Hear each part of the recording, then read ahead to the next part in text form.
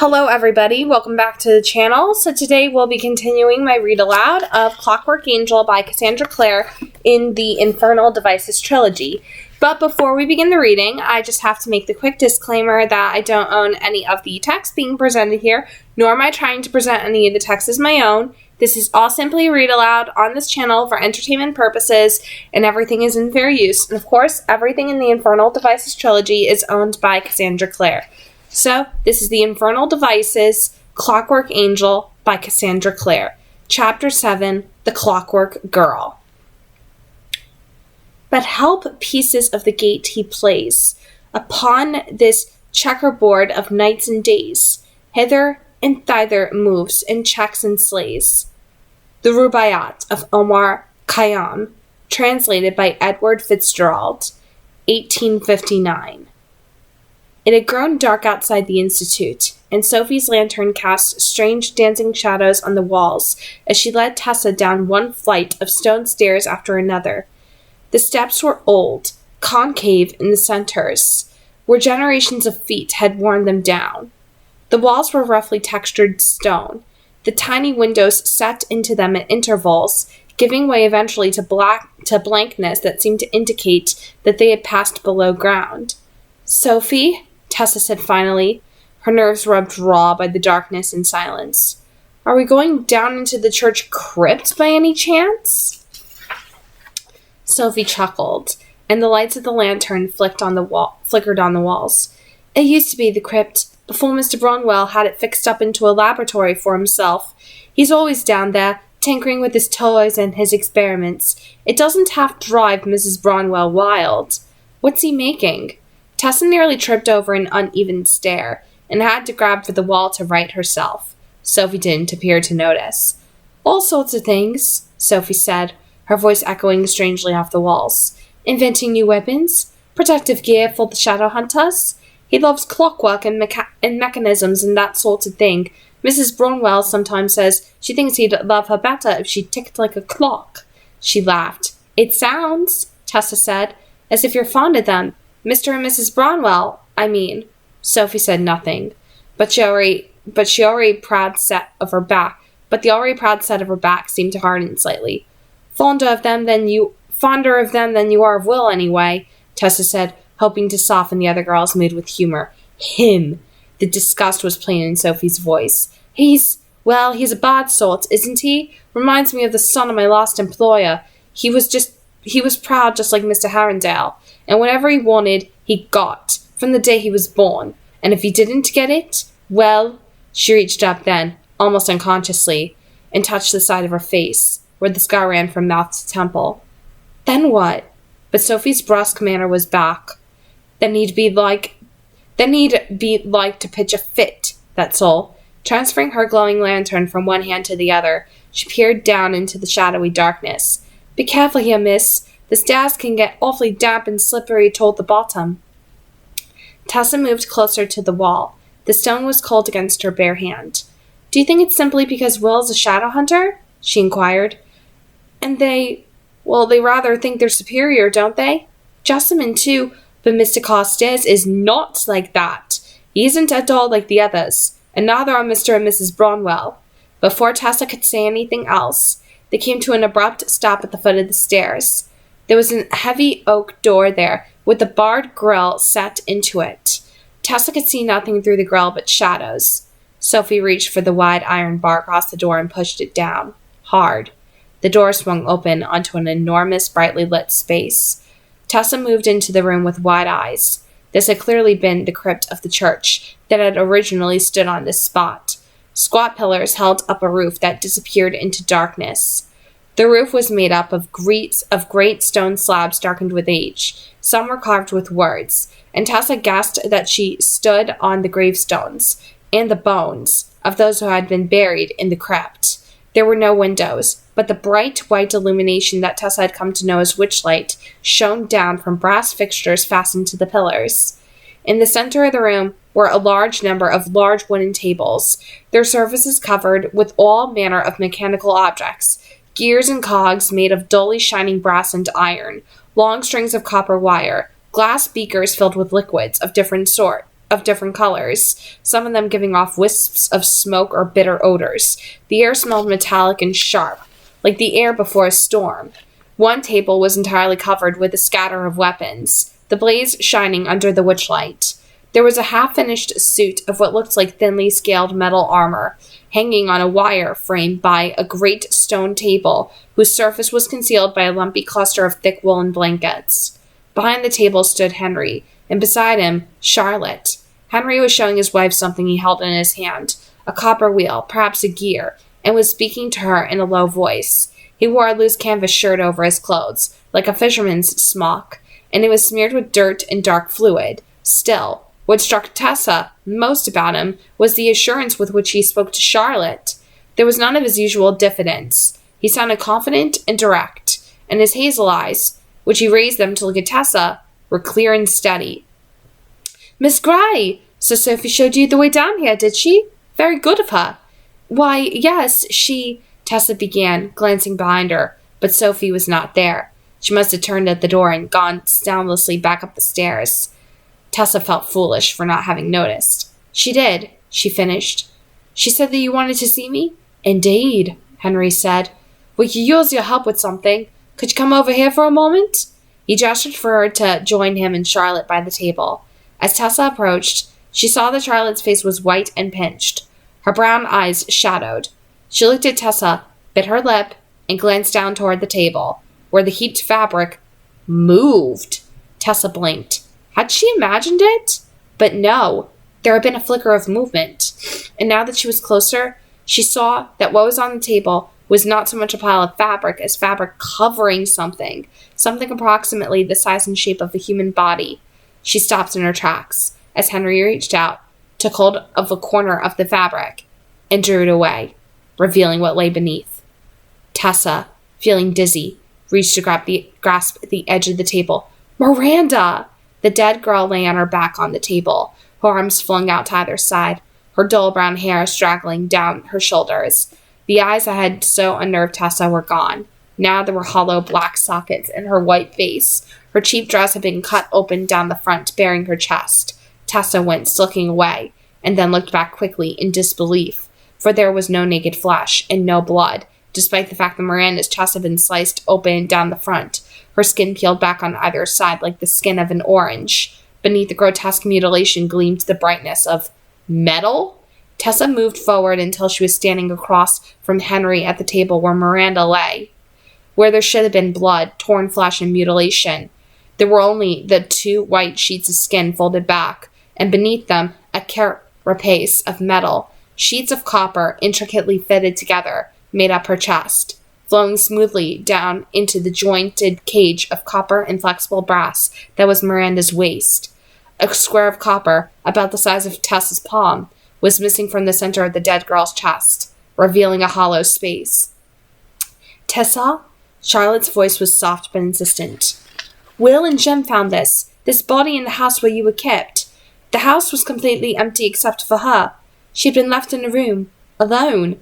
Tessa, still staring in fascination, nodded.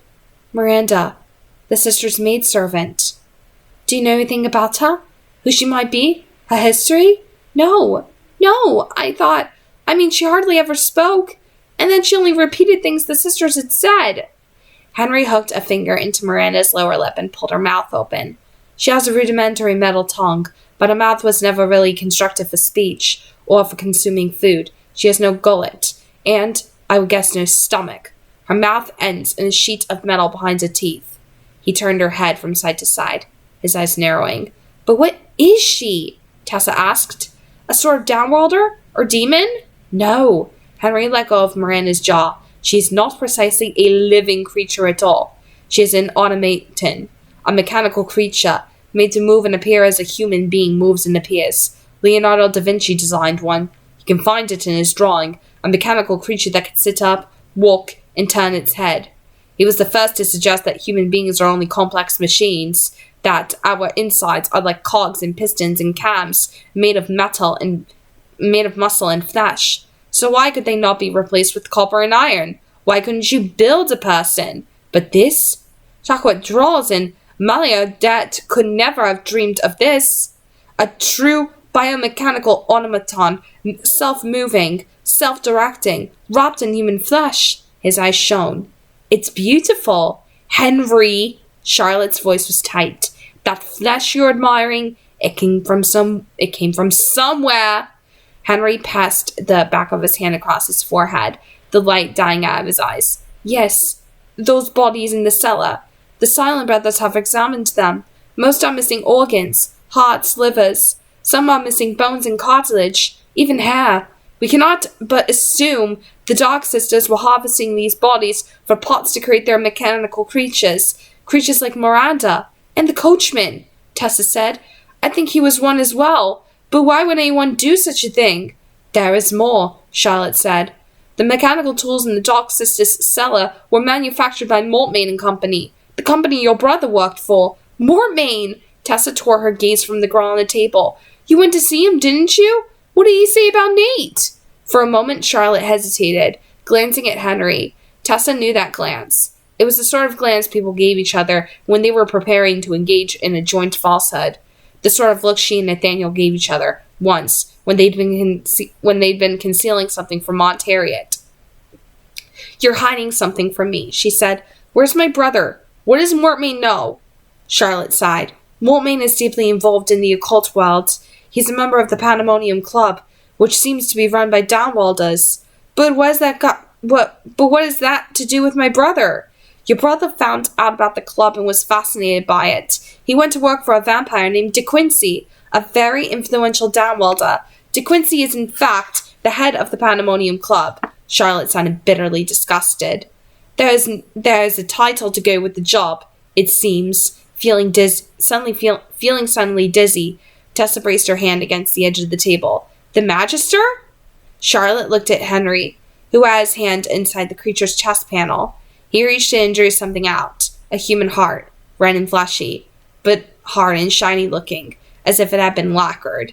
It had been bound around with copper and silver wires. Every few moments it would give a listless thump. Somehow it was still beating. Would you like to hold it? He asked Tessa. You'd have to be careful. These copper tubes wind throughout the creature's body, carrying oil and other flammable liquids. I have yet to identify them all. Tessa shook her head. Very well. Henry looked disappointed. There was something I wished you to see. If you'll simply look here.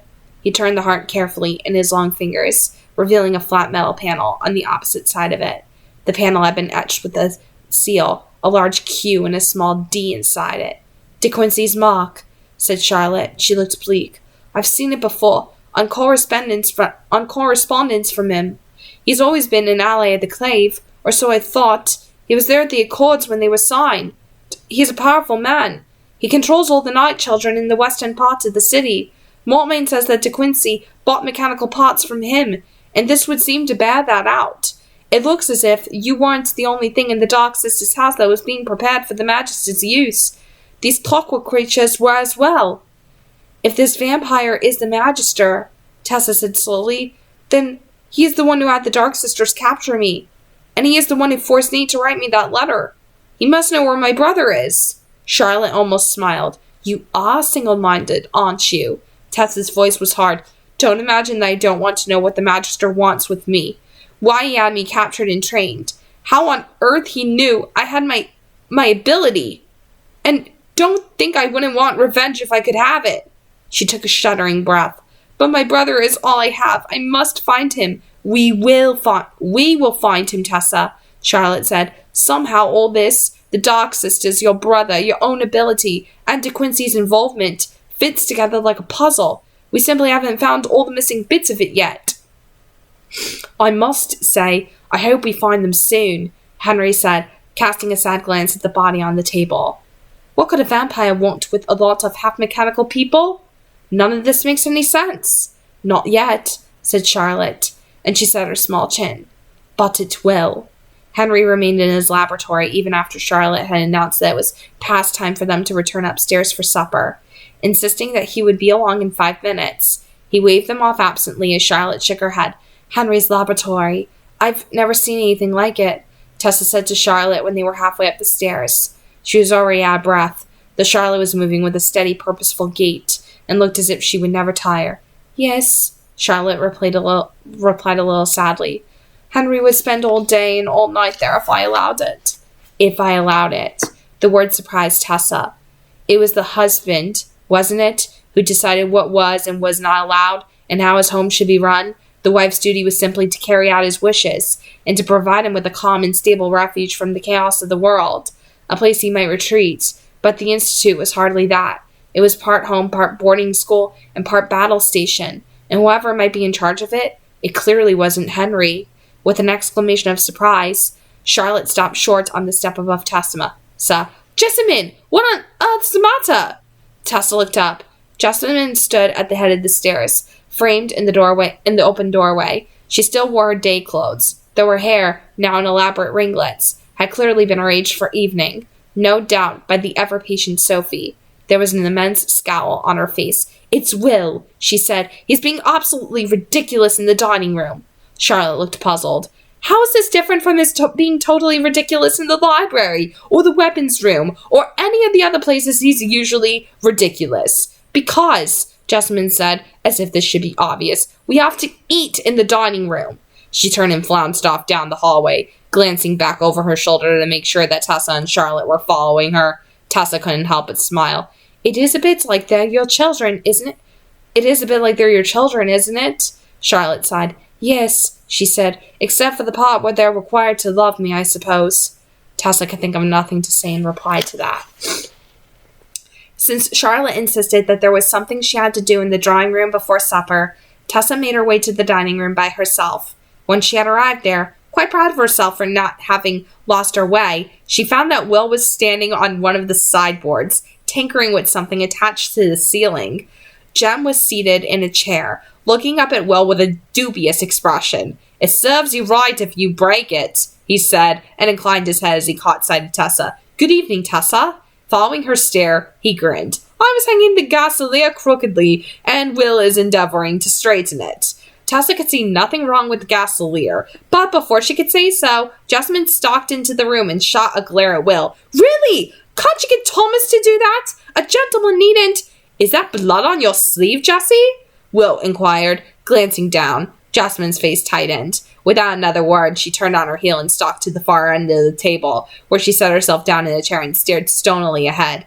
Did something happen while you and Jessamine were out? It was Jem, looking genuinely worried, as he turned his head to look at Tessa. She saw something green gleam against the base of his throat. Jessamine looked over at Tessa, a look of near panic on her face. No, Tessa began. It was nothing. I've done it! Henry entered the room triumphantly, brandishing something in his hand. It looked like a copper tube with a black button on one side. I'll wager you didn't think I could, did you? Will abandoned his effort with the gaselier to glare at Henry. None of us have the slightest idea what you're on about. You do know that? You do know that? I've gotten my phosphor to work at last. Henry proudly brandished the object. It functions on the principles of witchlight, but is 5 times more powerful. Merely press a button, and you will see a blaze of light, the like of which you have never imagined. There was a silence. So, said Will finally, it's a very, very bright witchlight, then? Exactly, Henry said. Is that useful, precisely? Jem inquired. After all, witchlight is just for illumination. It's not as if it's dangerous. Wait till you see it, Henry replied. He held up the object. Watch! Will moved to object, but it was too late. Henry had already pressed the button. There was a blinding flare of light and a whooshing sound, and the room was plunged into blackness. Tessa gave a yelp of surprise, and Jem laughed softly. Am I blind? Will's voice floated out of the darkness, tinged with annoyance. I'm not going to be at all pleased if you blinded me, Henry. No, Henry sounded worried. No, the phosphor seems to have turned all the lights in the room off. It's not supposed to do that. Jem sounded mild, as always. Said Henry. No. Will muttered something under his breath. Tessa couldn't quite hear him, but was fairly sure she'd caught the words Henry and Fathead. A moment later, there was an enormous crash. Will!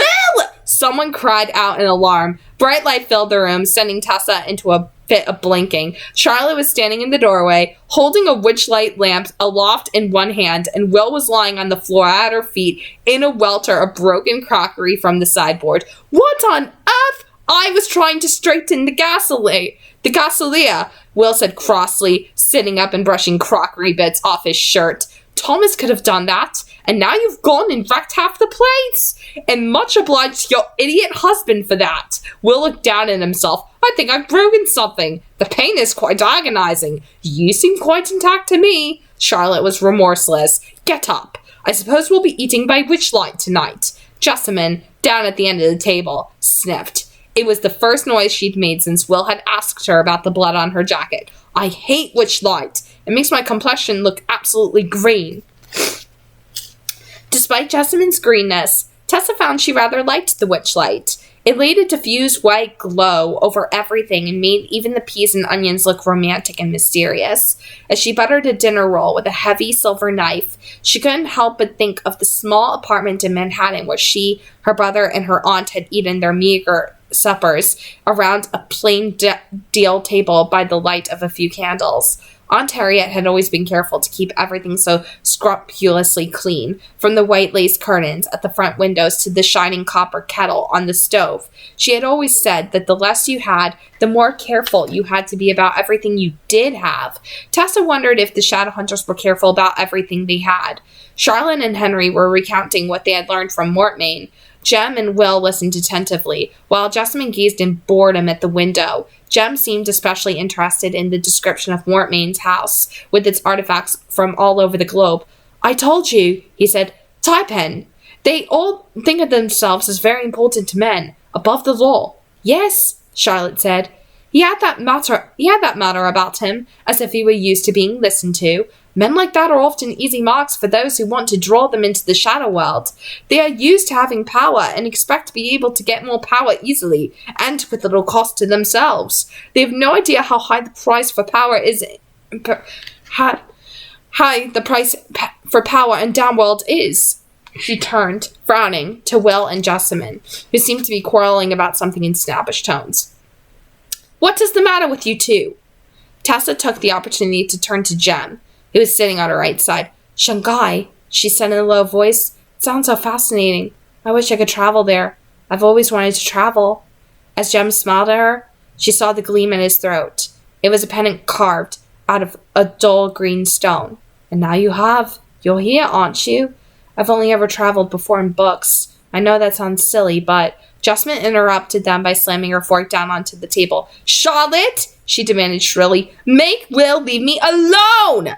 Will was leaning back in his chair, his blue eyes glittering. If she'd say why she has blood on her clothes, I would leave her alone. Let me guess, Jessie, you ran across some poor old woman in the park who had the misfortune of wearing a gown that clashed with yours, so you slit her throat with that clever little parasol of yours. Do I have it right?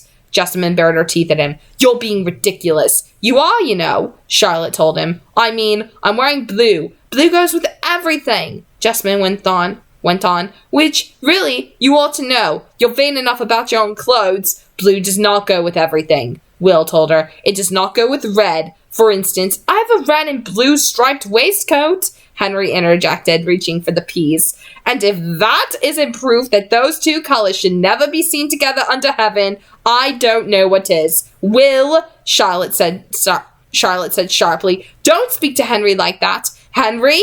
Henry raised his head. Yes? Charlotte sighed. That's Jessamine's plate you're spooning peas onto, not yours. Do pay attention, darling. As Henry looked down in surprise, the dining room door opened and Sophie came in. Her head was down, her dark hair shining. As she bent to speak softly to Charlotte, the witchlight cast a harsh glow over her face, making her scar gleam like silver against her skin.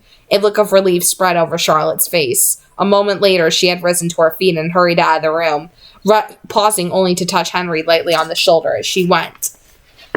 Jessamine's brown eyes widened. Where's she going? Will looked at Sophie, his gaze sliding over her in that way that Tessa knew was like fingertips stroking over your skin. Indeed, Sophie, my dear, where did she go? Sophie shot him a venomous look. If Mrs. Bronwell had wanted you to know, I'm sure she would have told you, she snapped, and hurried out of the room after her mistress. Henry, having set down the peas, attempted a genial smile. Well then, he said. What was it we were discussing? None of that, Will said. We want to know where Charlotte's gone. Did something happen? No. Henry said. I mean, I don't think so. He glanced around the room, saw 4 pairs of eyes fixed on him, and sighed. Charlotte doesn't always tell me what she's doing, you know that. He smiled a little painfully. Can't blame her, really. Can't count on me to be sensible. Tessa wished she could say something to comfort Henry. Something about him made her think of Nate when he was younger, gawkish and awkward and easily hurt. Reflexively, she put up her hand to touch the angel at her throat, seeking reassurance in its steady ticking. Henry looked over at her. That clockwork object you wear around your neck. Might I see it for a moment? Tessa hesitated, then nodded. It was only Henry, after all. She unhooked the clasp of the chain, drew off the necklace, and handed it to him. This is a clever little object, he said, turning it over in his hands. Where did you get it? It was my mother's. Like a salted talesman. He glanced up. Would you mind if I examined it in the laboratory? Oh, Tessa couldn't hide her anxiety. If you're very careful with it, it's all I have of my mother's. If it were broken, Henry won't break or damage it, Jem reassured her. He's really very good with the sort of thing. It's true, said Henry, so modest and matter-of-fact about it, that there seemed nothing conceited about the statement. I'll return it to you in pristine condition. Well, Tessa hesitated. I don't see what the fuss is about, said Jessamine, who had looked bored throughout this exchange. It's not like it has diamonds in it. Some people value sentiment over diamonds, Jessamine. It was Charlotte, standing in the doorway. She looked troubled. There is someone here who wants to speak with you, Tessa. With me? Tessa demanded, the clockwork angel forgotten for the moment. Well, who is that? Will said. Must you keep us all in suspense? Charlotte sighed. It's Lady Belcourt. She's downstairs, in the sanctuary room. Now? Will frowned. Did something happen? I contacted her, said Charlotte, about De Quincey, just before supper. I hoped she would have some information, and she does, but she insists on seeing Tessa first. It seems that despite all our precautions, rumors about Tessa have leaked into Downworld, and Lady Belcourt is interested. Tessa set her fork down with a clatter. Interested in what? She looked around the table, realizing that 4 pairs of eyes were now fixed on her. Who is Lady Belcourt? When no one replied, she turned to Jem as the likeliest to give her an answer. Is she a shadow hunter? She's a vampire, Jem said. A vampire informant, actually. She gives information to Charlotte and keeps us apprised of what's going on in the night community. You needn't speak to her if you don't want to, Tessa, Charlotte said. I can send her away. No, Tessa pushed her plate away. If she's well informed about De Quincey, perhaps she knows something about Nate as well. I can't risk her being sent off if she might have information. I'll go. Don't you even want to know what she wants from you? Will asked. Tessa looked in immeasurably. The witchlight made his skin paler, his eyes more intently blue. They were the color of the water of the North Atlantic, where the ice drifted on its blue-black surface, like snow clinging to the dark glass pane of a window. Aside from the Dark Sisters, I've never really met another Downworlder. She said, I think that I would like to. Tessa? Jem began, but she was already on her feet, not looking back at anyone at the table. She hurried out of the room after Charlotte. Okay, so this chapter was actually very interesting because not only do we learn that the Clockwork Girl, Miranda, the fact that she was created that way intentionally, and we have no idea why the Dark Sisters wanted to create something like that, why anybody would want to create something like that, but it truly is sick that they're kidnapping mundanes, tearing apart their flesh, and using them to create these mechanical clockwork humans. And, of course, Henry wants to examine Tessa's clockwork angel because it could have properties that could lead to some sort of clue, but we don't know necessarily what it's going to lead to. But what I do love about this is that we do get some insight into Charlotte and the type of person that she is, and that she really does see herself as sort of like a mother figure to everybody at the Institute. But, of course, with Will and Jessamine in particular, they're both very brazen, I would say, with her. Jessamine especially is extremely unappreciative and selfish. Will seems to somewhat appreciate Charlotte just a little bit, but of course, Jessamine, she is just so selfish and so self-absorbed that she just doesn't care for really anyone there. You know what I mean? And that is why I'm going to continue disliking Jessamine so much. I just, unless if I see some sort of growth with her where she becomes a little bit less selfish and self-absorbed and vain, then I cannot see myself enjoying needing to read scenes with her in it. You know what I mean? Like, I just don't deal well with characters that have a lot of arrogance to them.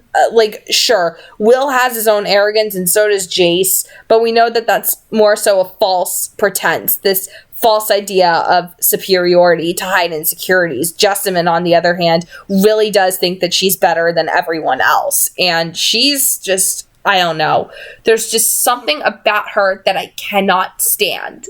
I think I've nailed that in the chapter reading from the previous one, but this in particular, I really, really enjoyed it because they're bringing in Camille. And if you guys know anything, Camille Belcourt is one of my top favorite characters in the Shadowhunters Chronicles. She is closely tied to Magnus, who is one of my top favorites. And Camille, if you know anything about her history, during the Victorian era, particularly in the series, she is in a relationship with Magnus in this series. And that right there is really, really cool. And I am waiting for when we meet Magnus, because he was somewhat referenced in the Shadowhunters Codex as a warlock who had cat-like eyes. And of course, we're probably going to end up seeing him at some point. I know that he, at one point, attempted suicide by jumping off the Blackfriars Bridge, and that was even mentioned in the Shadowhunters television show that Camille stopped him and was there for him.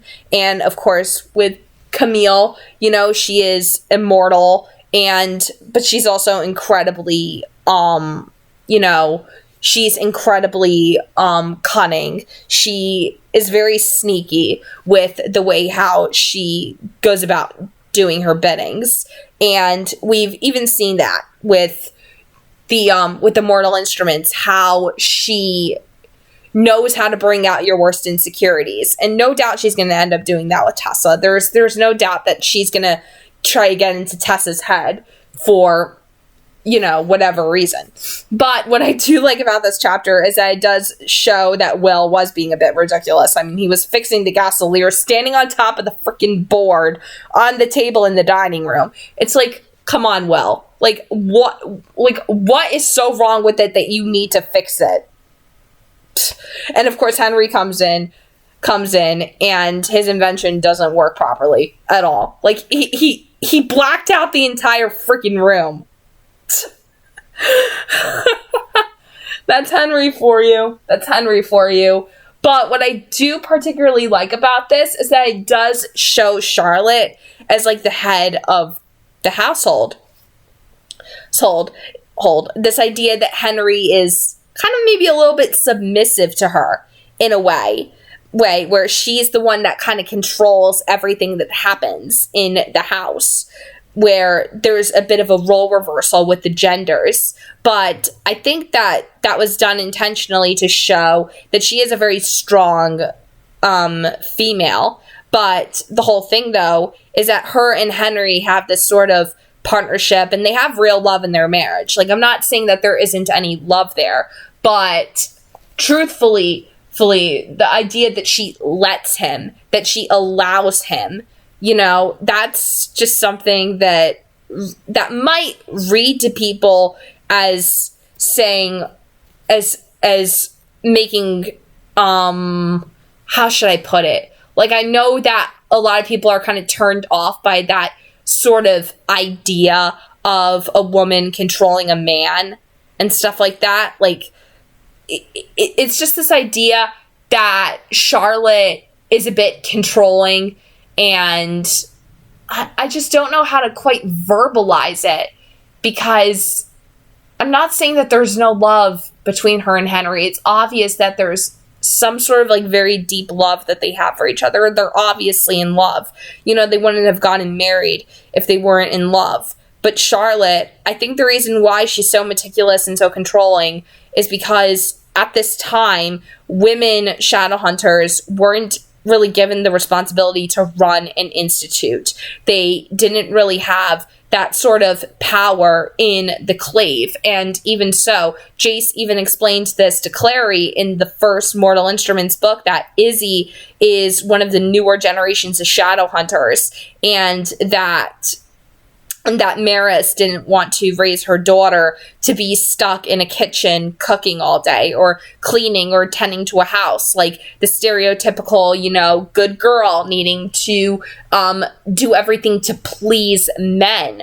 And Charlotte, she's giving this sort of place of responsibility that at the time was probably so new. She didn't want to do anything that would potentially risk her losing that position as head of an institute, because women at the time faced they didn't really have a whole lot of power. They didn't have a whole lot of rights back then in the Victorian era. And the Clave, I would say, as old-fashioned as it is, the fact that they were just starting to evolve around the Victorian era, and they were allowing Charlotte to run the Institute, or at least she had to fight really, really hard to be able to run the Institute. I think that she's trying to prove that she is fighting really, really hard for this sort of respect among the Clave, and she's really fighting for this sense of, authority. I could say that much. But as tough and controlling as she can be, she also does see herself as a mother figure to Will, Jem, and Jessamine. But the problem is that Jem, now aside from Jem, Will and Jessamine just don't seem to appreciate the fact that she is making all this sacrifice and doing things for them. Jessamine especially is so selfish and so ungrateful for Charlotte, taking her in the way that she did after Jessamine's parents died and giving her, a home. That's just something that blows my mind, that someone could take in a child like that, and that child would grow up to be so ungrateful, even though that parent, that authority figure, has literally given them everything to succeed in life.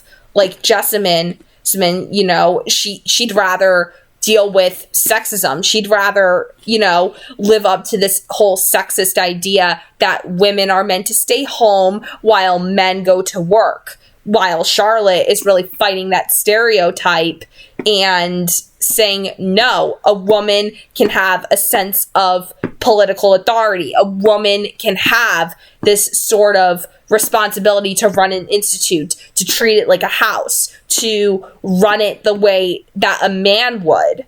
You know what I mean? That's the whole thing. Even Maris Lightwood showed that sense of authority in the Mortal Instruments books, and sure, that made her come across as kind of cold and a little bit harsh, but she was also a very loving mother and very soft and very warm with people that lived under her roof, particularly with her own children. And Jace, how much she loved and cared for Jace like he was her own son. And we even saw that in the Shadowhunters show, how she puts on this hardened exterior because she wants to be taken seriously. But the moments where you see her with her kids, where you see her with Alec or with Izzy, basically being a parental figure in their lives, how in that one episode, Alec nearly walks in on Maris, crying in the Shadowhunters show, and he goes, is there something wrong? Is there anything that I can do to fix it? And she even tells him, no, there's nothing that you can do. And he goes, no, there is always something you can do that can be done about it. You taught me that you remember that one kid that, bullied me in kendo training. You told me I needed to break form. You told me I needed to mess it up. You told me I needed to do something he wouldn't expect, so that way he would leave me alone. And Maris even told him, I was so proud of you when you broke his nose. nose, and then you took responsibility for it afterward, and you took the punishment that was given to you. And she said that just made her prouder, the way how he took that responsibility for what he did. And that right there is sort of, in a lot of ways, mirrors Charlotte. I think that Charlotte really does mirror Maris Lightwood's character in so many ways, and that she's a woman in this position of authority. And the problem is, with women who are in a position of being an authority, they feel this need to be very hard and very stern. Like, I know it myself, having been in the workforce and dealing with all sorts of different people. And when you see a woman being like very hard, and you see her being very stern and strict and directive, like with you, it really does feel sometimes like you're being scolded or anything like that. Like, you see a woman in power being very direct and very, like, that's how it comes across. Like, you see it with women like Barbara Streisand, where she comes across as bitchy in a way, because she's very, very specific with the way how she wants things. But she worked her ass off to get to the point where she's on like a higher level. And she had to really prove herself, because at the time when she started out acting, there weren't that many Jewish women, especially from her community, that were well-known actors and actresses. And that's like literally the entire thing, is this idea that women who have this sense of authority, they have to find sort of that balance. And I think that right there is sort of kind of the surprise that you see with Charlotte. But you know what? I actually kind of appreciate that about Charlotte's character, because she, even though she's a person of authority, and even though she has like this sense of like controlling nature about her, especially with her husband, she's not a bitch. You know what I mean? Like, she has this softness to her, and this sort of very caring side where she really does care about Henry. She really does genuinely care about him and love him so much. And that right there to me is pretty amazing about Charlotte Bronwell. And I think that's why Charlotte Bronwell might be one of my top new favorite characters in this book, along with Will and Jem and Tessa and Henry. I think that those are some of my favorite new characters by far in this book series, based off of what I'm reading. But Jessamine, honestly, I could take her or leave her. I could take her or leave her. That's all that I can say about that.